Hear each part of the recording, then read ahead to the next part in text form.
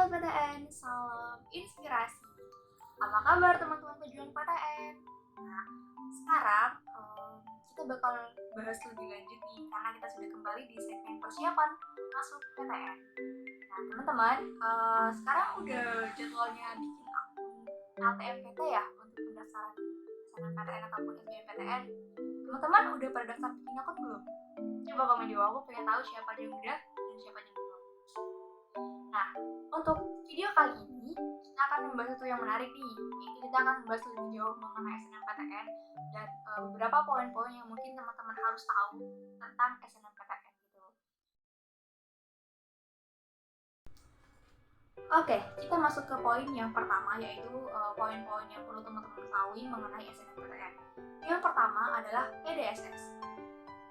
PDS sendiri adalah pangkalan data sekolah dan siswa. Nah, dari PDS ini ada beberapa yang perlu teman-teman catat. Nah, PDS sendiri merupakan basis data yang berisikan rekam jejak kinerja sekolah dan rapor siswa yang eligible mendaftar SNMPTN.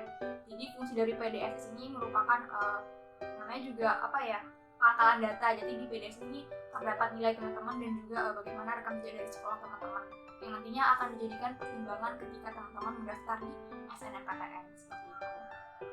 Lalu kemudian dalam PDS ini mengakomodasikan kurikulum nasional 2006 KTSP dan juga kurikulum 2013. Nah, jadi teman-teman harus pastikan ketika kalian akan ikut di PDSS ini, apakah sekolah kalian menggunakan kurikulum KTSP 2006 ataupun kurikulum 2013. Karena apabila sekolah teman-teman tidak menggunakan dua kurikulum tadi, jadi mohon maaf, sekolah teman-teman tidak bisa mendaftarkan di PDSS dan otomatis teman-teman juga tidak bisa ikut seleksi di SNMPTN. Seperti itu ya teman-teman. Lalu kemudian pengisian PDSS dilakukan oleh pihak sekolah dan menjadi tanggung jawab kepala sekolah. Jadi teman-teman bingung nih, aduh PDSS itu gimana cara bikinnya kak? Atau seperti apa sih? Nah, jadi teman-teman sebenarnya nggak usah pusing untuk PDSS karena PDSS sendiri itu sudah dilakukan oleh pihak sekolah. Jadi mungkin teman-teman tinggal mengingatkan aja atau bertanya apakah sudah gitu. Kadang takutnya lupa gitu ya, atau telat yang bahaya. Nah, setelah PDSS tadi kita bakal masuk ke poin yang kedua. Next. Poin yang kedua adalah persyaratan sekolah. Nah, persyaratan sekolah agar sekolah teman-teman tuh bisa mendaftar di SNMPTN, yaitu yang pertama, sekolah memiliki NPSN atau nomor atau kode sekolah. Nah, dari mana teman-teman bisa dapat NPSN? Sebenarnya NPSN ini bisa dilihat secara online di Google, bisa langsung teman-teman ketik aja, atau juga teman-teman bisa tanyakan langsung ke guru yang ada di sekolah, ataupun biasanya ada seperti guru BK, tim IT atau koordinator yang mengkoordinasi teman-teman untuk proses pendaftaran di SNMPTN seperti itu teman-teman. Nah, jadi sekolah teman-teman itu juga dilihat juga nih akreditasinya. Nah, ketentuan dari akreditasi sekolah ini yang pertama itu ada apabila teman-teman itu sekolahnya akreditasinya A, maka dari sekolah teman-teman akan ada 40% orang siswa terbaik yang bisa mendaftar di SNMPTN. Contohnya kayak gini nih, sekolahku itu akreditasinya A, kemudian dari teman-teman angkatan kelas 12, satu angkatan itu ada 100 anak nih, biar gampang kita ngitungnya ya, 100 anak, maka dari 100 anak ini setelah diperingkatkan, nah itu nantinya akan ada 40% terbaik, atau kalau 100 orang 40 orang lah ya. Nah, jadi cuma 40 orang ini yang bisa lanjut untuk mendaftar di SNMPTN, dan untuk 60 orang lainnya itu mohon maaf tidak bisa daftar di SNMPTN, jadi harus langsung mempersiapkan ke SBMPTN seperti itu teman-teman. Kemudian untuk sekolah teman-teman apabila berakreditasi B itu sebesar 25% terbaik yang bisa mendaftar di SNMPTN.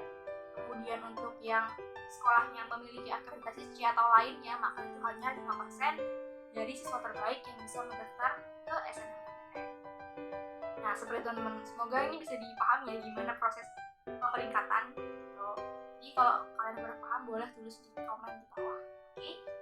Selanjutnya adalah mengenai persyaratan peserta. Nah, karena ini persyaratan peserta, jadi ini persyaratan yang harus teman-teman penuhin, gitu ya. Nah, yang pertama adalah memiliki prestasi akademik dan memenuhi persyaratan yang ditentukan oleh masing-masing PTN. Nah, jadi di sini disebutkan adalah memiliki prestasi akademik. Nah, seperti apa sih prestasi akademik?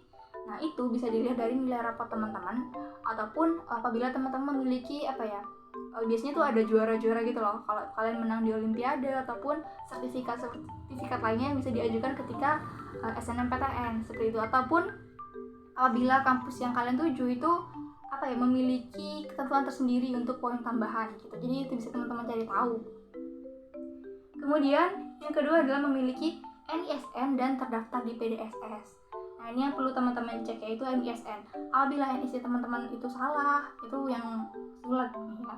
Nah, kemudian terdaftar di PDSS. Jadi pastikan teman-teman yang mendaftar di SNMPTN adalah siswa terbaik yang eligible untuk mendaftar di SNMPTN. Seperti itu.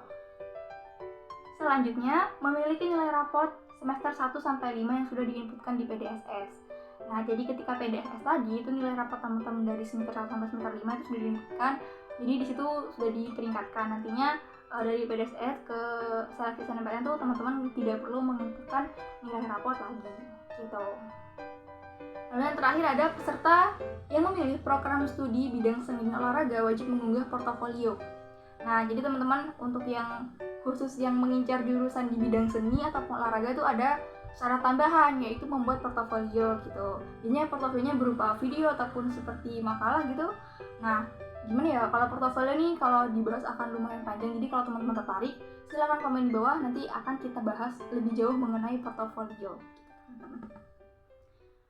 Oke, itu dia tadi persyaratan peserta. Kemudian kita bakal bahas ke poin yang selanjutnya. Kemudian adalah pemilihan program studi. Nah, di sini adalah bagaimana cara teman-teman untuk memilih program studi yang akan teman-teman inputkan atau pilih ketika mendaftar di SNMPTN seperti itu.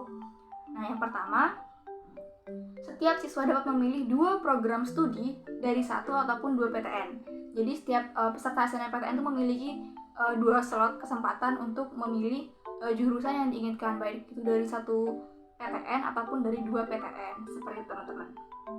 Lalu kemudian jika memilih 2 program studi, maka salah satunya harus berada di PTN pada provinsi yang sama dengan asal sekolah. Jika memilih 1 program studi, dapat memilih PTN yang berada di provinsi manapun. Disarankan tidak lintas minat atau tergantung ketentuan PTN yang dituju. Nah, jadi itu untuk teman-teman, biasanya nih anak-anak HIPA yang ingin lintas ke Soshum. Nah, untuk teman-teman itu tidak disarankan ya untuk lintas minat gitu. Jadi, tapi bukan nggak boleh, tapi tidak disarankan. Nah, itu juga tergantung dari PTN masing-masing. Jadi bisa teman-teman lihat apakah PTN yang kalian tuju itu menerima anak-anak yang lintas jurusan atau tidak. Itu dia tentang pilihan program studi. Kita lanjut ke poin selanjutnya. Kemudian adalah ketentuan pemeringkatan sekolah. Nah, untuk pemeringkatan sekolah sendiri, ini ada beberapa ketentuan, yaitu yang pertama, memperhitungkan dari nilai mata pelajaran teman-teman. Nah, gimana sih ketika pemeringkatan sekolah atau ketika ditentukan di PDSS itu, ya untuk menentukan siswa-siswa yang eligible atau yang bisa mendaftar ke SNMPTN. Nah, yang pertama, apabila itu anak jurusan IPA, kalau kalian di jurusan IPA, maka nilai-nilai yang perlu diperhatikan atau yang sangat diperhitungkan untuk pemeringkatan sekolah itu adalah matematika, bahasa Indonesia, bahasa Inggris, kimia, fisika, dan biologi. Nah, itu untuk teman-teman yang jurusan IPA. Jadi pastikan nilai-nilai kalian di mata pelajaran itu meningkat ataupun meyakinkan lah gitu ya. Lalu kemudian untuk teman-teman yang di jurusan IPS, yang perlu diperhatikan adalah nilai-nilai dari mata pelajaran ada matematika, bahasa Indonesia, bahasa Inggris, sosiologi, ekonomi, dan juga geografi. Kemudian untuk teman-teman yang di jurusan bahasa, nah ini dia ada matematika, bahasa Indonesia, bahasa Inggris, sastra Indonesia, antropologi, dan salah satu bahasa asing. Nah itu teman-teman. Kemudian itu untuk tadi untuk anak yang SMA atau MA gitu. Nah kemudian untuk teman-teman yang berasal dari SMK nih, nah itu juga ada ketentuan nih untuk pemeringkatannya, yaitu ada dari pelajaran matematika, bahasa Indonesia, bahasa Inggris, dan juga kompetensi keahlian sesuai jurusan yang teman-teman ambil di SMK gitu teman-teman.